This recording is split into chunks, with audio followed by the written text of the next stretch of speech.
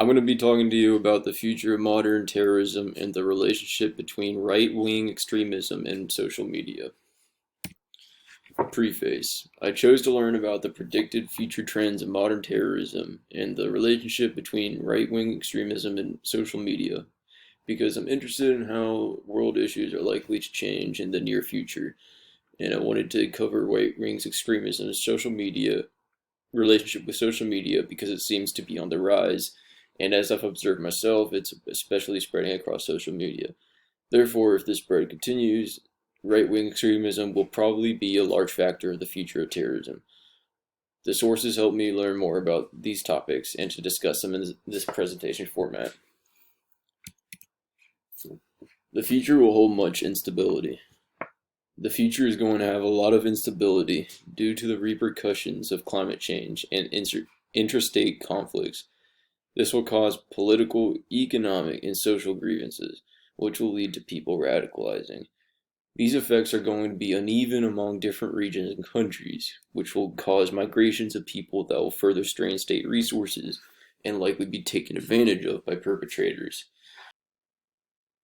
On the right, we have a map of conflicts across the globe. These are likely to develop and change in the upcoming years. New technologies, new tactics. While terrorist tactics still imply ones that have been successful, such as small arms and improvised explosives, new technological advances in future years, including AI, biotechnology, and intricacies of the internet yet to be designed, will offer new opportunities to terrorists, along with abilities to conduct remote attacks.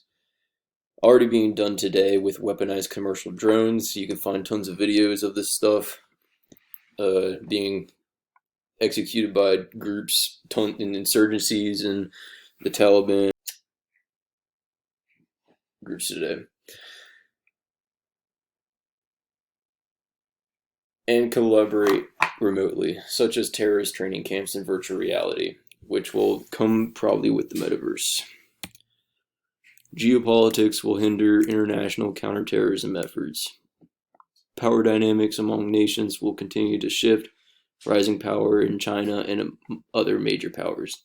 Those more powerful nations will likely challenge US-led international counterterrorism efforts and make it harder to collaborate on data collection and information sharing, which are key to stopping the movement of terrorists. You can see these power dynamics at being kind of being contested on this map, but it's probably going to shift a whole lot in the upcoming years, especially between China and Taiwan, and with the China-Russian alliance and the Middle East. Social media is counter to extremism, exploiting its platform. Extremists exploit social media to spread their narratives, source financing, recruit, and share operational information. The two policies generally agreed upon to limit these extremist activities on social media are strategic communication and content moderation. Strategic communication is the approach of using soft mechanisms that try to counter and de-radicalize extremists. These methods are supposed to be non-coercive and voluntary for the target individuals in order to provide opportunities for individuals to disengage from the radicalizing influences. An example of this would be fact checkers on Instagram to combat information. Content moderation, the more blunt tool, removes the presence of radicalizing media altogether. Both have been shown to be effective, but also controversial in politics, and each have their caveats to being effective, such as if the strategic communication is represented by a main party, the communicated message will be distrusted. And here we have my sources.